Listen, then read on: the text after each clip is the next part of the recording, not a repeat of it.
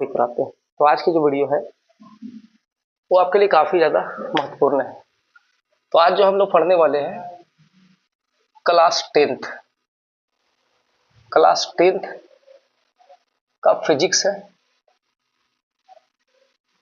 Class tenth का जो physics है, इस फिजिक्स का जो एक चैप्टर है दोस्तों, reflection of light. Reflection of light.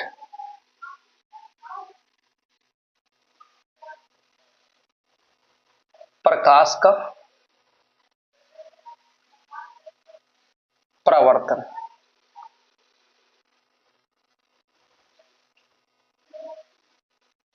तो प्रकाश का परावर्तन का मतलब क्या हुआ? जब प्रकाश को हम किसी चमकदार सतहों पर, जैसे कोई भी प्रकाश हो, टॉर्च की प्रकाश हो, किसी बल्ब का प्रकाश हो, उस प्रकाश को किसी भी चमकदार सतह पर हम जब भेजते हैं या किरण को आपतित करते हैं, तो उस प्रकाश को क्या करता है? परावर्तित कर देता है ना। उसे ही क्या कहते हैं हम लोग? प्रकाश का परावर्तन। जैसे मान लीजिए कि कोई आईना है और उस आईने पर अगर आप किसी बल्ब की रोशनी को भेजते हैं या किसी प्रकाश को आपतित करते हैं, किसी किरण को आपतित करते हैं, तो वो दर्पण क्या करता है, वो शीशा क्या करता है कि उस प्रकाश को फौरन क्या करता है? परावर्तित कर देता है। इस घटना को क्या कहते हैं? प्रकाश का परावर्तन। यानी प्रकाश का परावर्तन का मतलब ही है किसी चमकीली सतह से प्रकाश का परावर्तन होना। क्लियर? तो इसमें हम लोग पढ़ने वाले हैं दर्पण के बारे में। ठीक है, तो हमारा यहाँ पर जो टॉपिक होने वाला है वो दर्पण के बारे में होने वाला है। तो आज जो हम लोग पढ़ेंगे दर्पण। सबसे पहला क्वेश्चन है बच्चों का कि दर्पण कितने प्रकार के होते हैं। पहले हमारा क्वेश्चन है कि दर्पण किसे कहते हैं। ठीक है, दर्पण किसे कहते हैं? दर्पण किसे कहते हैं? क्या प्रश्न है हमारा? दर्पण किसे कहते हैं। तो इसका जवाब आप लिखते हैं, नोट कर लेना, एग्जाम के लिए काफी बेहतर होगा। तो यहाँ पे दर्पण किसे कहते हैं तो हम लिखते हैं कांच के कांच के एक तरफ कांच के एक तरफ लेप लगा हो। लेप लगा हो वह दूसरी तरफ दूसरी तरफ वह दूसरी तरफ चमकदार चमकदार दिखता हो उसे दर्पण कहते हैं। उसे दर्पण कहते हैं। तो आखिरकार हमने अच्छा सा डेफिनेशन लिख दिया। इसके बहुत सारे डेफिनेशन हो सकते हैं, बहुत सारे इसकी जो है परिभाषाएं दी जा सकती है। तो दर्पण किसे कहते हैं, जैसा कि मैंने आपको लिखकर बताया, कांच के एक तरफ लेप लगा हो। कांच जो होता है, शीशा जो होता है, उसके एक तरफ क्या लगा हो? लेप लगा हो, यानी पॉलिश की हुई हो, कली की हुई हो। और दूसरा तरफ जो हम देखेंगे उसका पलट करके, तो वो चमकदार दिखता हो, उसे दर्पण कहते हैं। तो जैसा कि आप जानते हैं कि दर्पण जिसमें हम लोग चेहरा देखते हैं, जिसमें अपना शक्ल देखते हैं, जिसमें हम अपना रोज नहाने के बाद क्या करते हैं? कॉम्बिंग करते हैं, है ना। तो जिसे हम दर्पण, हर लोगों के घर में होगा दर्पण, जो है बहुत ही उपयोगी, है ना, चीज होती है हमारे लिए। तो दर्पण, या इसी को हम शीशा भी बोलते हैं, है ना, और इसी को हम लोग आईना भी बोलते हैं। आईना बोलते हैं, ठीक है। तो इसी को दर्पण भी बोला जाता है, इसी को शीशा कहा जाता है, इसी को आईना कहा जाता है। तो दर्पण को हम इंग्लिश में क्या बोलते हैं? मिरर। Mirror, MIRR, mirror. तो अब प्रश्न होता है, प्रश्न बहुत ही इंपॉर्टेंट है कि आखिरकार दर्पण कितने प्रकार के होते हैं, है ना। दर्पण कितने प्रकार के होते हैं? तो मैं एक सवाल करूंगा, ये प्रश्न पहला है। दूसरा प्रश्न देखेंगे, दर्पण कितने प्रकार के होते हैं? How many kinds of mirror. दर्पण कितने प्रकार के होते हैं? How many types of mirror. दर्पण कितने प्रकार के होते हैं? तो क्या लिखेंगे? दर्पण मुख्यतः तीन प्रकार के होते हैं। तीन प्रकार के होते हैं। अब एग्जाम में पूछा गया था कि दर्पण कितने प्रकार के होते हैं, तो बहुत सारे बच्चों ने दो प्रकार लिखा था। तो ये गलत लिखा था, क्योंकि दर्पण तीन प्रकार के होते हैं। अगर आपसे पूछा जाता है कि गोलीय दर्पण कितने प्रकार के होते हैं, तब आप कहते कि दो प्रकार के, उत्तल दर्पण, अवतल दर्पण। लेकिन क्या हुआ प्रॉब्लम, यहाँ पे क्वेश्चन था दर्पण कितने प्रकार के होते हैं, तो दर्पण मुख्यतः तीन प्रकार के होते हैं। तो उनको तीन प्रकार लिखना चाहिए था, लेकिन वो क्या लिख रहे हैं, दो प्रकार। तो ऐसा आप लोग नहीं समझे कि दर्पण तीन प्रकार के नहीं होकर दो प्रकार के होते होंगे, दर्पण तीन ही प्रकार के होते हैं। ठीक है, तो जितना मैंने भी लिखा है, अब इधर नीचे जगह कम है, फिर मैं इसको मिटाकर लिखता हूँ। इतना अगर आपको पढ़ना है, आपको इस वीडियो से लाभ उठाना है, तो आप इसको नोट कर लेंगे, एग्जाम्स के लिए काफी ज्यादा बेहतर रहेगा आपके लिए। ठीक है,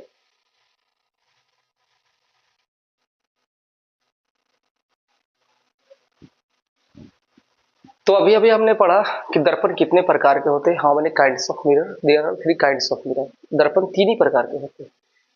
तो दर्पण का तीन प्रकार है, देख लो, समतल दर्पण, गोलीय दर्पण, परवलय दर्पण। याद रखिएगा, समतल दर्पण प्लेन मिरर इसको बोलते हैं, गोलीय दर्पण स्फेरिकल मिरर बोलते हैं, परवलय दर्पण इसको बोलते हैं पैराबोलिक मिरर।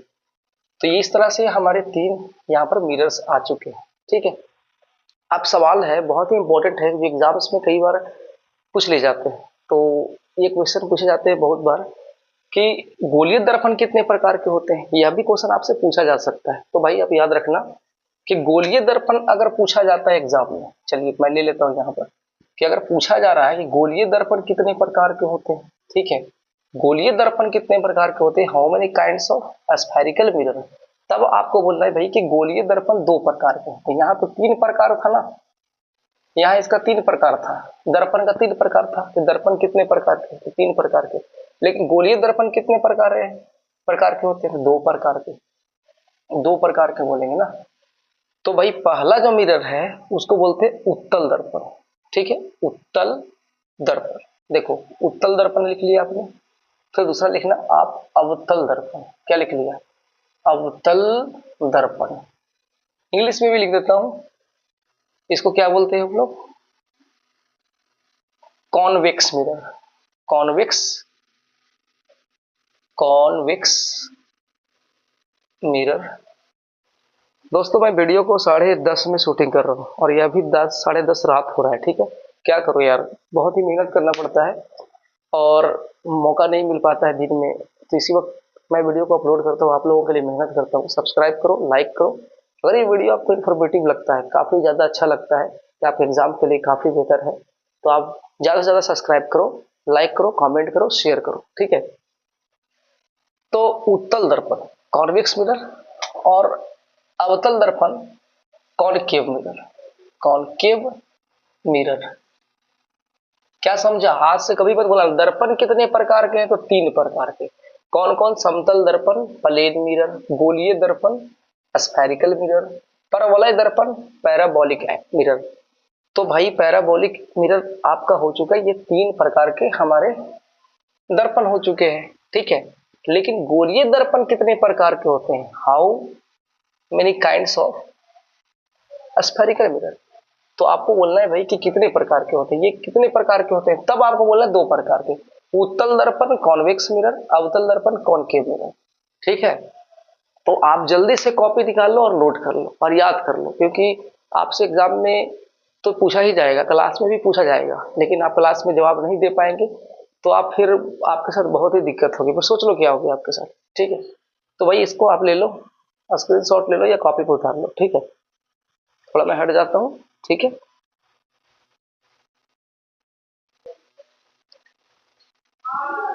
तो हमने जैसा कि जाना कि दर्पण जो है तीन प्रकार के होते हैं, समतल दर्पण, गोलीय दर्पण और परवलय दर्पण। तो हम बारी से इन सभी दर्पण की डेफिनेशन को जानेंगे, परिभाषा को जानेंगे। तो आइए जानते हैं कि समतल दर्पण किसे कहते हैं। ठीक है, तो सवाल है हमारे पास कि समतल दर्पण किसे कहते हैं, समतल दर्पण किसे कहते हैं, क्वेश्चन है हमारा ये। क्वेश्चन यहाँ पर बन रहा है, तो आंसर क्या होगा इसका, कि जिस दर्पण का परावर्तक सतह, परावर्तक सतह। जिस दर्पण का परावर्तक सतह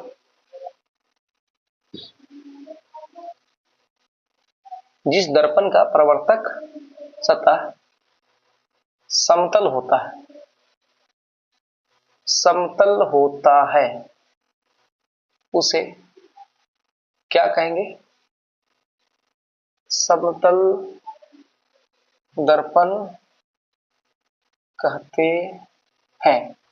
समतल दर्पण को क्या कहते हैं इंग्लिश में? Plane mirror. बोलो क्या बोलते हैं भाई? Plane mirror. ठीक है, प्लेन मिरर होता है ये, प्लेन मिरर। तो जिस दर्पण का परावर्तक सतह समतल होता है, जिस दर्पण का परावर्तक सतह जो होता है समतल यानी प्लेन होता है, यानी बराबर होता है, उसे क्या कहते हैं? समतल दर्पण। उसी को इंग्लिश में प्लेन मिरर भी कहा जाता है। अब जैसे कि मान लीजिए ये समतल दर्पण होता कैसा है, मैं दिखाता हूँ। जैसे कि मैंने एक रेखा ले लिया, ऐसे रेखा ले लिया, एक तरफ पॉलिश कर देता हूँ, ऐसे पॉलिश कर दिया ना इस पर, तो इधर जो मैंने पॉलिश किया, कलई किया, जो भी मान लो, इसको पॉलिश मान लो, कलई का मान लो, तो आपने देखा कि मैं इसको मानकर चलता हूं कि समतल दर्पण है। कैसा दर्पण है? समतल। समतल दर्पण है, यही हमारा प्लेन मिरर है, प्लेन मिरर। तो देखा आपने कि इस दर्पण के एक ओर यानी उस ओर हमने क्या किया है? इसको कलई कर दिया, पॉलिश कर दिया। इसको कलई करना बोलते हैं, पॉलिश करना बोलते हैं। तो उस तरफ तो कलई किया हुआ है, लेकिन इस तरफ तो कलई नहीं किया हुआ है ना। तो यही हमारा परावर्तक सतह है। और इसका हम ज्यादातर उपयोग चेहरा देखने में भी करते हैं, और कई सोनार जो होते हैं, आभूषण का जो दुकान होता है, वहां भी इसका इस्तेमाल किया जाता है। टेलीस्कोप में भी इसका इस्तेमाल किया जाता है। तो जैसा कि आप इस पे देखोगे कि आपको फेस किधर देखना है, क्योंकि इधर तो पॉलिश किया हुआ है, कलई किया हुआ है, तो फेस तो आप इधर देखोगे। मान लो कि कोई ऑब्जेक्ट ए बी है, ठीक है, मान लो कि कोई वस्तु ए बी है आपके पास, तो इसकी प्रतिबिंब जो होगी, है ना, इसकी प्रतिबिंब क्या होगी? इसकी प्रतिबिंब जो ए बी होगी ना, वो दर्पण के ठीक उतनी ही दूरी पर बनेगी जितनी कि दर्पण से इस वस्तु की दूरी है। तो जैसा कि मैं एक बात बता दूं कि मान लो कि यहाँ से यहाँ की दूरी, यहाँ से यहाँ की जितनी दूरी है उतनी ही दूरी अंदर यानी उसके पीछे, दर्पण के पीछे, यानी ए बी। तो इसकी एक खूबी है, इसकी एक विशेषता है कि जैसे ही आप अवतल दर्पण में किसी भी वस्तु का प्रतिबिंब देखोगे तो क्या लागू हो जाता है? इसमें एक बात लागू हो जाता है कि वस्तु दूरी बराबर प्रतिबिंब दूरी, इसी में लागू होता है। क्योंकि देखिए ये दर्पण आपका है, जैसे मान लीजिए कि ए बी आप एक वस्तु को रख रहे हैं दर्पण के सामने, और इस दर्पण से इस वस्तु की दूरी कितनी है? मान लीजिए 2 मिनट के लिए कि 5 सेंटीमीटर की है। कितनी दूरी है? 5 सेंटीमीटर की है। तो दर्पण के अंदर भी उस वस्तु का जो प्रतिबिंब होगा, उस वस्तु का जो प्रतिबिंब देखो ये भी बन रहा है, ए डैश बी डैश में कर लेता हूँ। तो जैसे कि वस्तु ए बी है और ए बी इस दर्पण से 5 सेंटीमीटर दूरी पर है, तो ये 5 सेंटीमीटर दूरी पर है, तो दर्पण के अंदर ठीक उतनी ही दूरी 5 सेंटीमीटर की दूरी पर वस्तु का प्रतिबिंब बनेगा। और वस्तु का प्रतिबिंब कैसा होगा? तो भाई आभासी होगा। कैसा होगा? आभासी। आभासी को ही काल्पनिक कहा जाता है।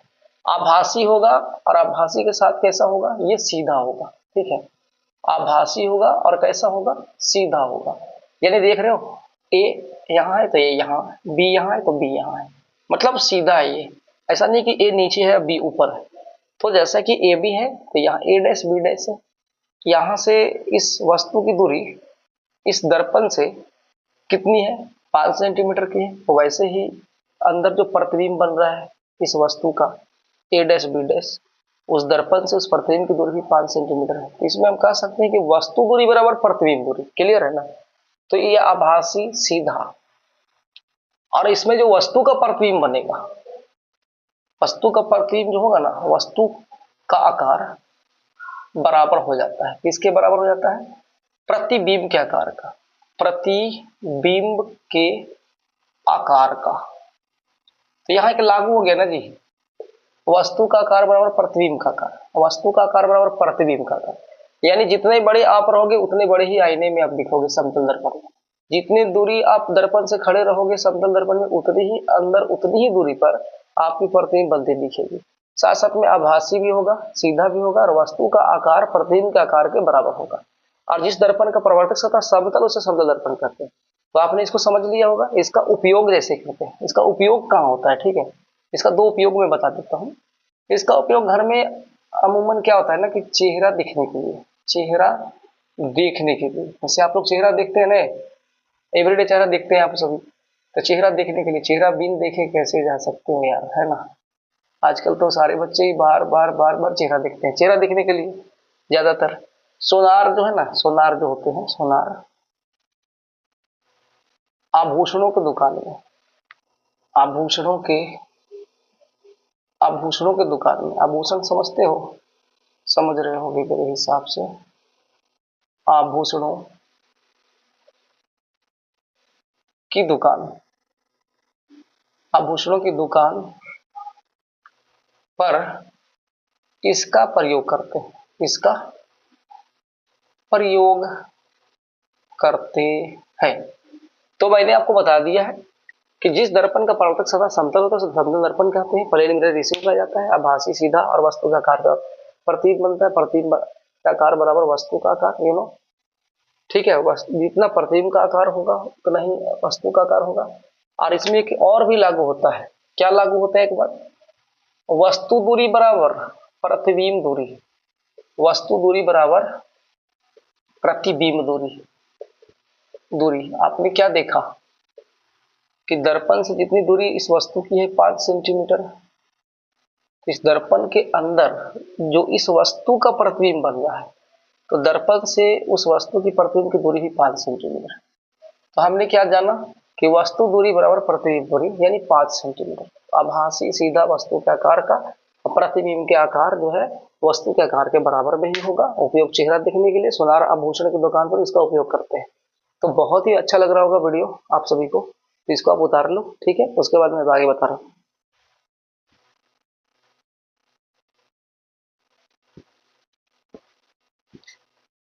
तो मैंने फर्स्ट दर्पण के बारे में आपको बताया। अब आइए दूसरा दर्पण के बारे में जानते हैं, जिसका नाम है गोलीय दर्पण। प्रश्न दूसरा, गोलीय दर्पण, स्फेरिकल मिरर जिसको कहते हैं, गोलीय दर्पण किसे कहते हैं, ठीक है। तो आप इसको नोट डाउन कर लो यार, ठीक है। बहुत ही अच्छा क्वेश्चन मैं दे रहा हूं, आप हल्के में मत लेना, उतारो इसको, एग्जाम में बहुत ही काम देगा। तो गोलीय दर्पण किसे कहते हैं, तो आप लिखो इसका डेफिनेशन, जिस दर्पण का, जिस दर्पण का, ध्यान से समझना है, जिस दर्पण का परावर्तक सतह, परावर्तक पृष्ठीय सतह, जो भी लिख लो यार, परावर्तक सतह गोलीय होता है। कैसा होता है दोस्तों, गोलीय होता है, उसे गोलीय दर्पण कहते हैं, है ना। उसे गोलीय दर्पण कहते हैं। अब सवाल है कि गोलीय दर्पण का भी उपयोग होता है, लेकिन गोलीय दर्पण कितने प्रकार के होते हैं, 2 प्रकार के होते हैं। तो जानिए हम लोग इसमें जानने वाले हैं गोलीय दर्पण के बारे में, ठीक है ना। तो ये तो हमने देखा कि जिस दर्पण का परावर्तक सतह गोल होता है, गोल होता है, समझ रहे हो ना। ये जैसे मान लीजिए इसका परावर्तक सतह गोल है, मतलब इस पर हम फेस देख रहे हैं, इस सारे सारे जो आप देख रहे हो ना, ये सतह है, ये व्हाइट सतह जो आपको दिख रहा है, इस पर मैं फेस देखने का काम कर रहा हूँ, तो यही वो परावर्तक सतह है। तो जिस दर्पण का परावर्तक सतह गोल होता है उसे क्या कहते हैं, गोलीय दर्पण। तो ये गोलीय दर्पण बनाया हुआ जिस पर हम फेस देख सकते हैं, ठीक है। लेकिन यही गोलीय दर्पण 2 प्रकार के होते हैं। चूंकि क्या है ना, कि चूंकि गोलीय दर्पण 2 प्रकार के होते हैं, गोलीय दर्पण, दर्पण 2 प्रकार के होते हैं, समझ रहे ना। पहला हो जाएगा उत्तल दर्पण, ठीक है, और दूसरा हो जाएगा अवतल दर्पण। अब दोनों के बारे में समझ लेते हैं डेफिनेशन के साथ। तो इसकी जो डेफिनेशन है वो क्या है, तो चलिए उत्तल दर्पण, जिसको हम कॉन्वेक्स मिरर के नाम से जानते हैं, इसे क्या लिखेंगे, जिस दर्पण का परावर्तक सतह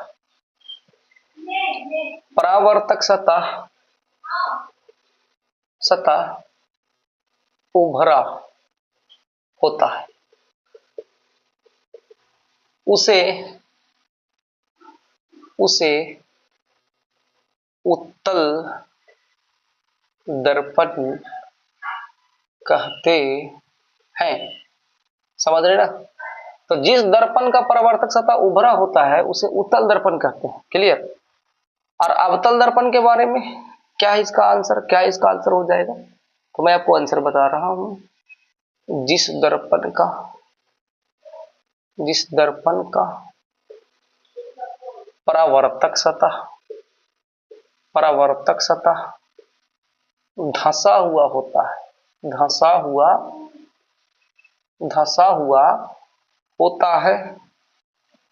हुआ होता है उसे अवतल दर्पण कहते हैं। ठीक है, तो गोलीय दर्पण किसे कहते हैं? तो मैंने इसका डेफिनेशन लिखवा दिया। जिस दर्पण का परावर्तक पृष्ठ या सतह गोलीय होता है उसे गोलीय दर्पण कहते हैं। क्योंकि गोलीय दर्पण दो प्रकार के होते हैं। उत्तल दर्पण, जिस दर्पण का परावर्तक सतह उभरा होता है उसे उत्तल दर्पण कहते हैं। जिस दर्पण का परावर्तक सतह धंसा हुआ होता है उसे अवतल दर्पण कहते हैं। अब यहाँ क्या जो मामला है कि जिस दर्पण का परावर्तक सतह उभरा होता है, तो यहाँ पर जो उभरा लिखा हुआ है ना, बहुत लोग भुला जाते हैं। तो इसके लिए मुझे एक ट्रिक याद है, मैं ट्रिक बता देता हूँ। देखो यार, ट्रिक यही रहेगा कि ये कौन सा दर्पण है? उत्तल दर्पण। ध्यान से देना, उत्तल दर्पण। ठीक है, तो उत्तल दर्पण में जो ये ऊ लिखा हुआ है, पहला देख लो, पहला क्या है शब्द? पहला शब्द हमारा है, पहला अक्षर क्या है? देखो, ऊ है, ऊ। तो ऊ से उत्तल हो रहा है, तो ऊ से उत्तल होगा, ऊ से तो उभरा भी होगा ना। समझ रहे हैं ना बात को? ऊ से उत्तल, ऊ से उभरा। तो इससे क्या समझ में आ गया कि कभी भी आप एग्जाम में जाओ और अगर आपके पास आता है उत्तल दर्पण किसे कहते हैं, तो आप याद रखना कि ऊ से उत्तल, ऊ से उभरा। तो ऊ से उत्तल भी हुआ, ऊ से उभरा भी हुआ। तो जिस दर्पण का परावर्तक सतह, अब यहाँ के भूल गए भाई कि उभरा होता है कि धंसा होता है, तो दर्पण का पहला देख लो कि ऊ लिखा हुआ, तो ऊ से उत्तल, ऊ से उभरा, यानी उभरा होगा। और जैसा कि अवतल दर्पण है, अब बहुत सारे बच्चे इसमें भी गड़बड़ हो जाते हैं कि जिस दर्पण का परावर्तक सतह धंसा हुआ होता है, तो धंसा हुआ आप कैसे समझोगे? देखिए, कोई चीज धंसा हुआ होगा यानी गड्ढा में होगा, अंदर होगा, तो उसी को धंसा हुआ बोलते हैं ना। तो आज से क्या हो गया, इसका एक ट्रिक मुझे याद है, मैं बता देता हूँ। ट्रिक ये है कि अवतल दर्पण, क्या लिखा हुआ है? अवतल दर्पण। तो अवतल दर्पण में जो पहला आ लिखा हुआ है, आ से क्या होता है? आ से अवतल, आ से अंदर, और अंदर को क्या कहोगे? धंसा। क्या कहोगे? धंसा कहोगे ना। तो इसका मतलब ये हो गया कि उत्तल दर्पण और अवतल दर्पण, तो ऊ से हो गया उभरा, इसका परावर्तक सतह उभरा रहेगा। और जिस दर्पण का परावर्तक सतह धंसा हुआ होता है, धंसा हुआ मतलब अंदर, आ से अंदर, अंदर मतलब धंसा हुआ, तो कभी भूलोगे नहीं ना। तो जिस दर्पण का परावर्तक सतह धंसा हुआ होता है उसे अवतल दर्पण कहते हैं। तो अवतल दर्पण किसे कहते हैं? आपने देख लिया, जान लिया। अब हम इसको चित्र द्वारा आपको बताने वाले हैं। ठीक है, तो जितना मैं आपने बताया है आप नोट डाउन करो, और बहुत ही अच्छी वीडियो होगी आपके लिए। ठीक है, चलो देख लो यार, इसको नोट करो, यू नो।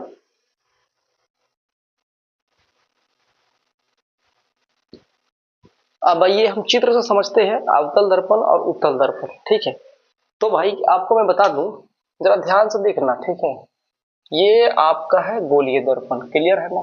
क्या है ये? गोलीय दर्पण। तो ये गोलीय दर्पण जो आपको दिख रहा है, इसको हम कहते हैं गोलीय दर्पण। अब गोलीय दर्पण दो प्रकार के होते हैं, जैसा कि आप जानते भी हैं, उत्तल और अवतल। तो इसको हम उत्तल और अवतल में बनाएंगे। कैसे बनाएंगे? ध्यान से समझिए। जैसा कि आपको ये देख के नॉर्मली आपको दिख रहा है कि एक वृत्त है, वृत्त का एक केंद्र होता है ना। वृत्त तो पढ़े होंगे, वृत्त का क्या लिख दे रहा है? केंद्र मैंने यहाँ पर बना दिया। फिर वृत्त का एक व्यास खींच लिया, देखो ये व्यास है।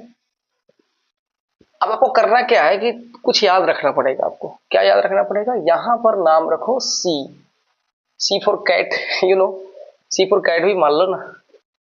सी फॉर कैट। तो सी मैंने यहाँ बीच में लिख दिया, सेंटर हो गया, सी से सेंटर, तो सी फॉर कैट याद रख लेना।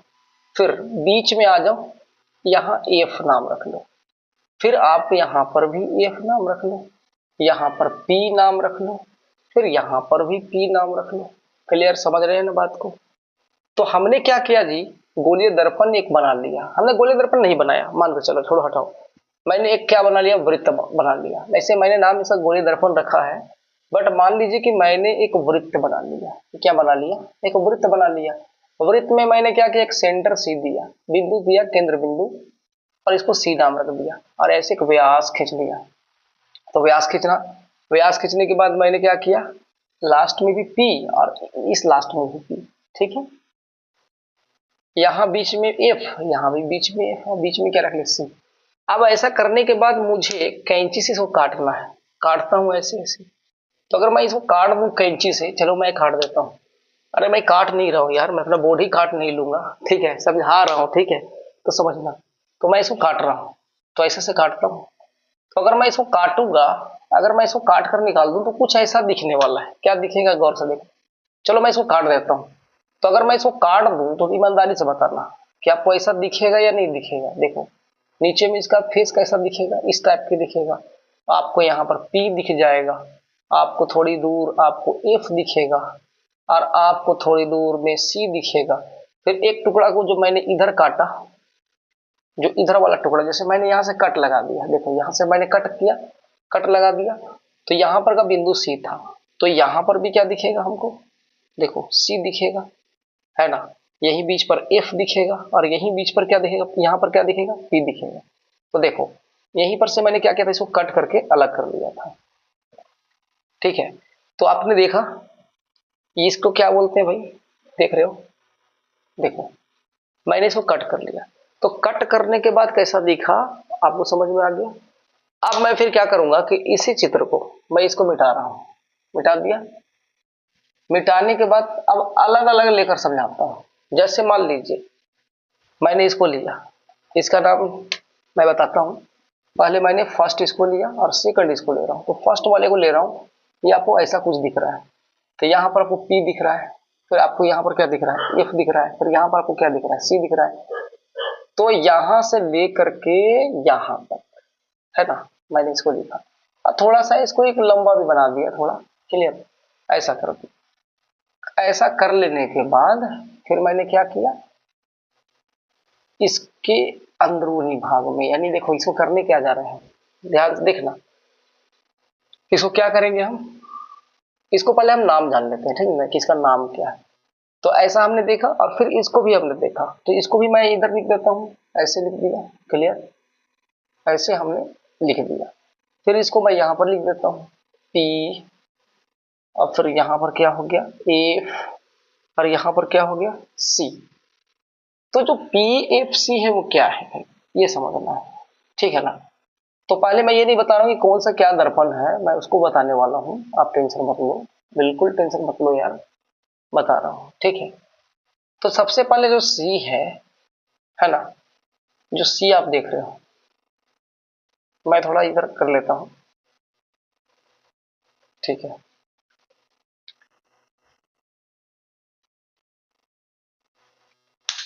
इतना आपको समझ में आया, आ रहा है समझ में?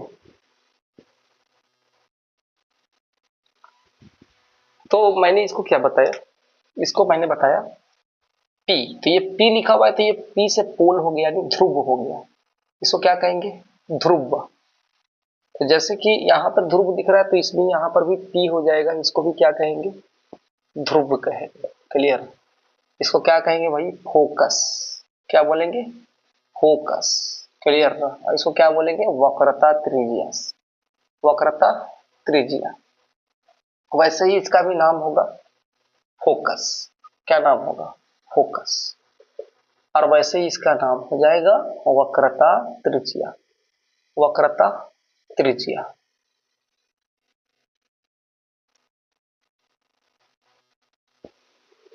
तो देखिए वक्रता त्रिज्या और वक्रता केंद्र में फर्क है, फोकस और फोकस दूरी में फर्क है, ध्यान से समझिएगा।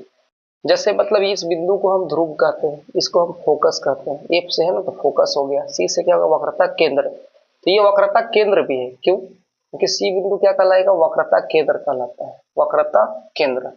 अब बात ऐसा है कि वक्रता त्रिज्या हम क्यों कह रहे हैं, वक्रता केंद्र हम क्यों कह रहे हैं, ध्यान से समझिएगा। वक्रता त्रिज्या, वक्रता त्रिज्या भी बोल रहे हैं, वक्रता केंद्र भी बोल रहे हैं। तो वक्रता केंद्र यानी इसका दो नाम भी हम कह सकते हैं। जैसे सी को हम क्या बोलेंगे? वक्रता केंद्र। तो देखिए, अगर हम सिर्फ सी बिंदु की बात करें, सी बिंदु क्या है, तो सी बिंदु जो है वक्रता केंद्र है। अगर मैं बोलूंगा पोल से लेकर के सी, यानी पी से लेकर के सी क्या है, इस दूरी को क्या कहते हैं? तो वक्रता त्रिज्या कहते हैं।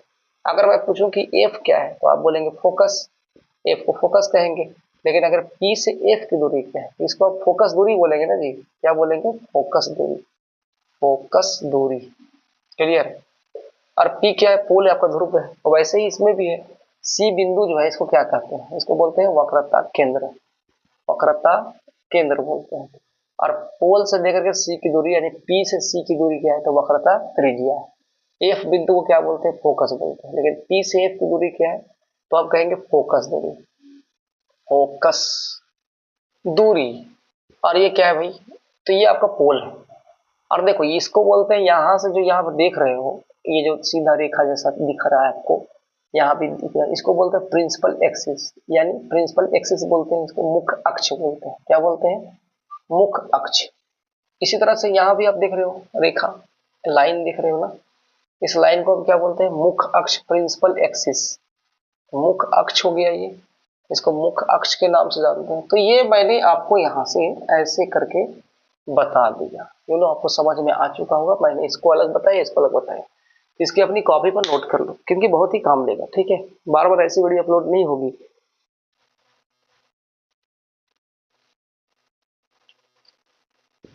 तो दोस्तों ये तो मैंने आपको बता दिया, लेकिन अब सवाल पैदा होता है कि हम पहचानेंगे कैसे कि दर्पण कौन है, क्या है। तो देखिए, पहचानने का एक तरीका है, मैं इसको मिटा देता हूँ। ये तो जान लिया यार, फोकस क्या है, फोकस दूरी क्या है, तो ये सब आपने जान लिया होगा। चलिए आगे देखते हैं क्या होता है। तो जैसा कि आपको मैंने बताया था कि एक गोलीय दर्पण था, मैंने एक बिंदु लिया था सी, बिंदु लिया एफ, बिंदु यहाँ पे लिया एफ, और यहाँ कर दिया पी, यहाँ भी कर दिया पी, और ऐसे इसको मिला दिया। इसको कट किया तो कुछ ऐसा दिखा। इधर वाला भी पार्ट जो भी मैंने दिखाया आपको पीछे, तो ये क्या दिखा? इस तरह से दिखा। यही नहीं दिखा, इधर वाला पार्ट इधर काट दिया, इधर काट दिया, बीच से इसको हटा दिया, सी को थोड़ा पीछे लिया, तो ऐसा कुछ दिख रहा है। तो हम पहचानेंगे कि इसी कौन सा दर्पण है। तो देखिए ये क्या है ना जी, आप देख सकते हैं इधर वाला जो पार्ट है, आप देख सकते हैं। मैं थोड़ा इधर करके दिखाता हूँ, इधर, यानी इसको अलग ही करके दिखा देता हूँ। देखो आप इसको अलग समझ लेना। तो ये P है, और ये क्या है? F है, और ये क्या है? C है। तो ये कौन सा दर्पण है? तो आपको बताया गया था ना कि अवतल दर्पण को आप ट्रिक से पहचानिए, ट्रिक से, ट्रिक से। अवतल दर्पण, अवतल दर्पण। तो अवतल दर्पण जो होता है आज से अंदर, जैसा कि आप देख रहे हो, तो आज से क्या हुआ? अंदर। तो अंदर का क्या मतलब हुआ? यानी धंसा हुआ। धंसा हुआ का क्या मतलब हुआ? कि जिस दर्पण का परावर्तक सतह, परावर्तक सतह उसको बोलते हैं जहां हम लोग चेहरा देखते हैं, जिस सतह पर चेहरा देखेंगे। तो अवतल दर्पण जिसका परावर्तक सतह धंसा हुआ है, देखिए ये अवतल दर्पण है, इसका परावर्तक सतह धंसा हुआ है। तो परावर्तक सतह क्या है? धंसा हुआ है। देखिए अंदर धंसा हुआ दिख रहा है ना, ये इसमें हम चेहरा देखेंगे। मान लीजिए हम यहाँ खड़े हैं, तो यहीं पर हम चेहरा देखेंगे, इसके अंदर हमारा फेस अंदर दिखेगा। तो जिस दर्पण का परावर्तक सतह धंसा हुआ उस अवतल दर्पण का, जब अंदर धंसा हुआ में हम चेहरा देखेंगे तो बाहर पॉलिश की रहेगी। तो बाहर वाले भाग में हम क्या करेंगे? कलई कर देंगे, पॉलिश कर देंगे। तो देखो बाहर वाले भाग में क्या किया हुआ है? पॉलिश किया हुआ है। तो बाहर में पॉलिश किया हुआ है, तो हम यहाँ पर किसी वस्तु को रखते हैं तो इसकी प्रतिबिंब दर्पण के अंदर बनता है। अब अवतल दर्पण में प्रतिबिंब कैसे बनता है, कितने प्रकार से बनता है, उत्तल दर्पण में प्रतिबिंब का कैसा बनना होता है, उसकी प्रकृति क्या होती है, वस्तु को कहाँ रखा जाता है, समतल दर्पण में वस्तु कहाँ रखे जाएंगे, उसके प्रतिबिंब कैसे बनेंगे। तो ये सारा कुछ अगर जानते हैं तो आप सब्सक्राइब कर लें हमारे इस चैनल को, और आपको प्रॉपर इसकी वीडियो मिलती रहेगी। क्योंकि ये पार्ट 1 अपलोड किया जा रहा है, पार्ट 2 भी अपलोड किया जाएगा, पार्ट 3 भी अपलोड किया जाएगा। तो फिजिक्स से रिलेटेड सारे आपके पास पूरे कॉन्सेप्ट आपको फ्री पे आपको प्रोवाइड किया जाएगा। कुछ दिनों के बाद हम आपको पीडीएफ भी बना कर देंगे, और हम लाइव भी आएंगे। तो ये सारा कुछ हमने तैयारी कर रखा है। आप धीरे धीरे आपका सपोर्ट की ज़रूरत है, तो आप सपोर्ट करेंगे, जैसे जैसे सपोर्ट करेंगे, जैसे जैसे चैनल ग्रो होगा, सब्सक्राइबर बढ़ेंगे, वैसे वैसे आपके साथ हम अच्छी अच्छी नॉलेज साझा करेंगे। तो जैसा कि मैंने आपको बता दिया अवतल दर्पण पहचानने का तरीका। अब इसका डायग्राम कैसे बनेगा अगले वीडियो में देखोगे, ठीक है। तब तक के लिए वेट करो, ठीक है। तो अवतल दर्पण का जैसे कि उपयोग है, तो अक्सर इसका उपयोग जो बहुत इंपॉर्टेंट है, इसका उपयोग आप कहाँ करोगे, ये सवाल कई बार पूछा जाता है। तो इसका उपयोग भी हम आपको बता देंगे, पहले पहचानने के लिए बता देते हैं, ठीक है। तो देखा कि आपने क्या देखा, ये कौन सा दर्पण हो गया भाई, तो ये अवतल दर्पण हो गया। क्यों अवतल दर्पण हुआ, इसकी परावर्तक सतह क्या है, इसका परावर्तक सतह कैसा है, तो इसका परावर्तक सतह बिल्कुल धसा हुआ है। तो कौन सा दर्पण हो गया ये, आप कहेंगे अवतल दर्पण, ठीक है। मिटा देता हूँ, चलिए ठीक है, स्क्रीनशॉट लेना है, उतारना है, नोट करना है, कर लो, मिटा देता हूँ, ठीक है। आगे चलते हैं, आगे चलते हैं। अब तो मैंने इस वाले पार्ट को दिखाया, अब इस वाले पार्ट को देखते हैं। इस वाले पार्ट में देखो आपको ऐसा दिख रहा है, तो आपको ऐसे ही पी लेना है, यहाँ पर एफ लिखना है, बस ट्रिक से समझना है कि यहाँ पर सी होगा। अब भैया ये जो आपका है, थोड़ा इसको लंबा ऐसा बना दो, ऐसा लंबा बना दो, प्रिंसिपल एक्सिस है, ये मुख्य अक्ष है। तो अब यहाँ पर क्या, जिस दर्पण का परावर्तक सतह उभरा होता है, तो क्या उभरा कौन है, तो ये वाला उभरा हुआ है। तो आप इधर से फेस देखेंगे तो क्या इधर ही पॉलिश करेंगे, नहीं, आपको अंदर में पॉलिश करना है। जैसे अवतल दर्पण में मैंने बाहर पॉलिश किया था, उत्तल दर्पण में मैं अंदर पॉलिश कर रहा हूँ, तो मैंने क्या किया, इसको अंदर में से पॉलिश कर दिया। अब भैया अंदर से जब पॉलिश करोगे तो क्या कोई वस्तु को इधर रखेंगे, तो इसकी प्रतिबिंब कैसे अंदर बनेगी, नहीं बन पाएगी। तो हमें वस्तु को इस अक्ष पर रखना होगा, इस प्रिंसिपल एक्सिस पर रखना होगा। मान लीजिए कि हम वस्तु को यहाँ रखते हैं, इस वस्तु को जब यहाँ रखेंगे तो उसकी प्रतिबिंब अंदर बनेगी। तो जिस दर्पण का परावर्तक सतह उभरा हुआ है, उभरा, ये परावर्तक सतह है जिस पर हम फेस देखेंगे, जिसमें हम चेहरा देखेंगे, ठीक है। इसको गाड़ी के साइड मिरर में इसका उपयोग किया जाता है, मैं इसका उपयोग भी बता रहा हूँ आपको। तो ये परावर्तक सतह है, उभरा हुआ है। तो आपको मैंने ट्रिक थोड़ा देर पहले शेयर किया था कि ट्रिक क्या था, उत्तल दर्पण है ना, उससे क्या हो गया जी, उभरा हुआ। तो जिस दर्पण का उभरा हुआ यदि उठा हुआ, जो भी कहते उठा हुआ, तो जिस दर्पण का परावर्तक सतह उभरा हुआ होता है उसे क्या कहते हैं, उत्तल दर्पण कहते हैं। इतना तो आपको समझ में जरूर आया होगा, बहुत ही अच्छा लगा होगा यार। मुझे उम्मीद है कि मेरा मेहनत बेकार नहीं जाएगा, आप सबके लिए ये मेहनत रंग लाएगा, मेरा भी मेहनत मुझे काम देगा, ठीक है। लोग कहते हैं मेहनत करो सफलता जरूर हासिल होगी, तो मैं भी मेहनत कर रहा हूँ, मुझे सफलता चाहिए। और सफलता कैसे मिलेगा, जब आप लोग सपोर्ट करोगे, तो देखो अभी इसको उतार लो।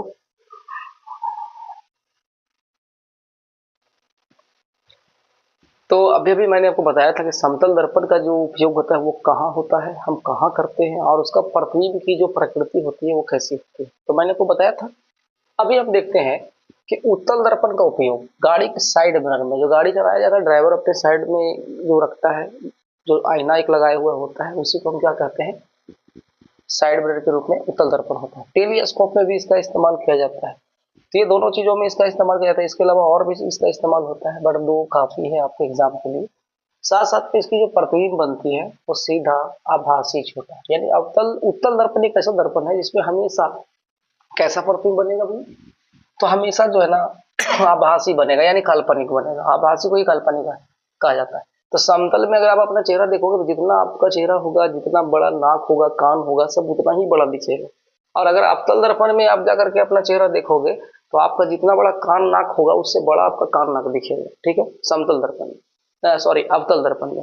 और उत्तल दर्पण में अगर आप जाकर चेहरा देखोगे तो आपका चेहरा और छोटा दिखेगा, जैसे जितना बड़ा आपका नाक कान है वो और छोटा दिखेगा। तो भाई इसकी क्वालिटी है। तो मैंने बताया, तो उत्तल दर्पण का उपयोग आपने देख लिया, और इसमें सीधा आभासी छोटा प्रतिबिंब बनता है। तो आपने देखा है कि, अब गौर करो कि समतल दर्पण और उत्तल दर्पण, क्या बोल रहा हूं मैं, समतल दर्पण और उत्तल दर्पण दोनों में जो प्रतिबिंब जो बनता है वो हमेशा क्या होता है, आभासी होता है, यानी काल्पनिक होता है। लेकिन फर्क क्या होता है कि जो उत्तल दर्पण में प्रतिबिंब बनता है वो क्या होता है, वस्तु का प्रतिबिंब उसमें छोटा बनता है, लेकिन समतल में बराबर बनता है, लेकिन दोनों में आभासी बनता है, ये तो आपको मानना पड़ेगा। और दोनों में आभासी बनता है, दोनों में सीधा बनता है, जहां सीधा बनेगा वहीं आभासी बनेगा, ये याद रखना, ठीक है, समझ में आ रहा है। लेकिन अगर हम अवतल दर्पण का उपयोग देखेंगे तो इसमें प्रतिबिंब का बनना होगा, इसमें वास्तविक भी बनेगा और आभासी भी बनेगा। और इसमें जो प्रतिबिंब होगा वस्तु से क्या बनेगा, बड़ा बनेगा, ठीक है ना। वस्तु से कैसा बनेगा भाई, बड़ा बनेगा। हजामत बनाने के लिए नाई भी इसका इस्तेमाल करते हैं, हेडलाइट जो गाड़ी की आगे लगी होती है उसमें भी इसका प्रयोग होता है, सोलर कुकर में भी इसका प्रयोग होता है आदि। तो इस तरह से आप इसका कॉन्सेप्ट को जान चुके हैं। अब रही बात कि अगर एक ट्रिक मैं बता रहा हूँ, ट्रिक क्या है, आप एक जानकारी है, प्रॉपर नॉलेज है, ध्यान दो।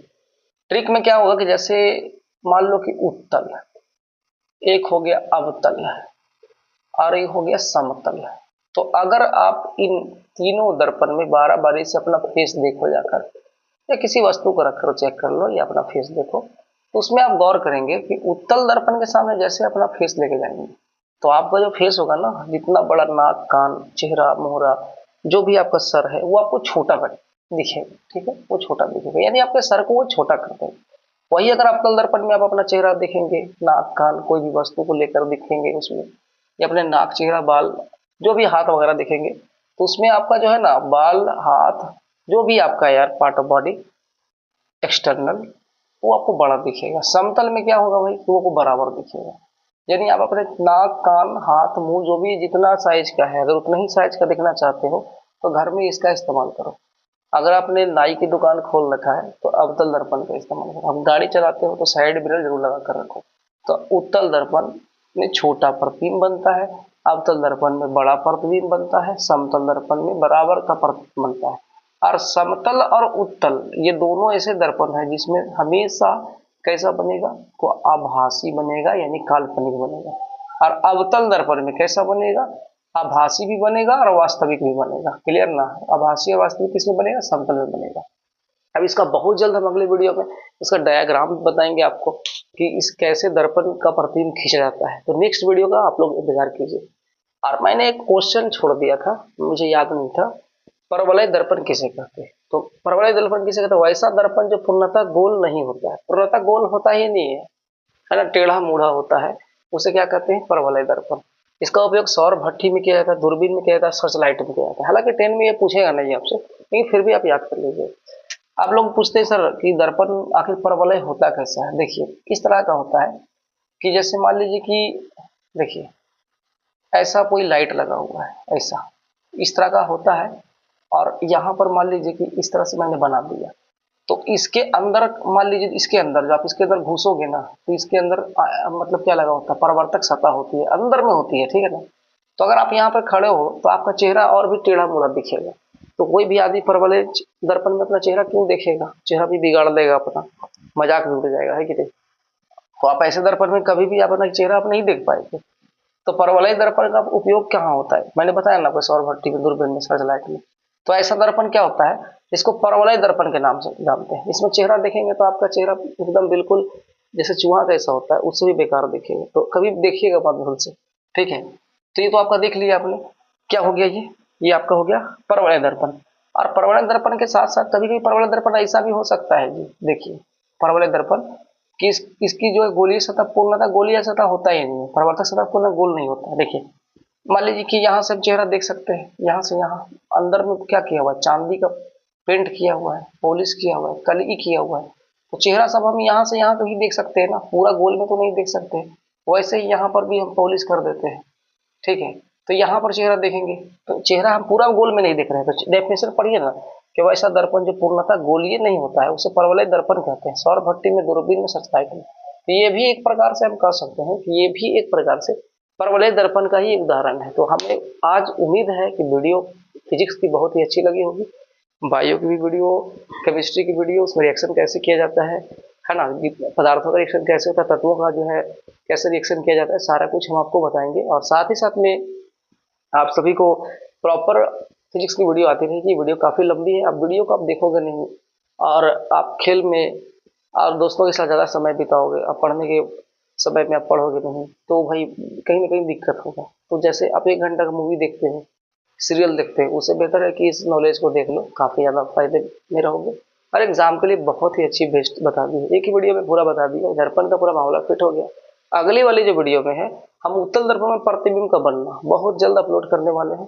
तो जल्दी से जल्दी आप लोग चैनल को सब्सक्राइब कर लें और इस चैनल से जुड़ जाएं, तभी जितने भी हमारे जो पहली बार इस वीडियो विजिट किए हैं इस चैनल पर, जिन्होंने पहली बार इस वीडियो को देख रहा है, या कोई भी ऐसा मेरा जो सब्सक्राइबर जो पहली बार इस वीडियो पर आया हुआ है देखने के लिए, तो उनका तहे दिल से मैं इस चैनल पर स्वागत करता हूँ। और इसी के साथ जो है हम यहीं पर वीडियो को एंड करते हैं। Thank you. Thanks a lot, all the best.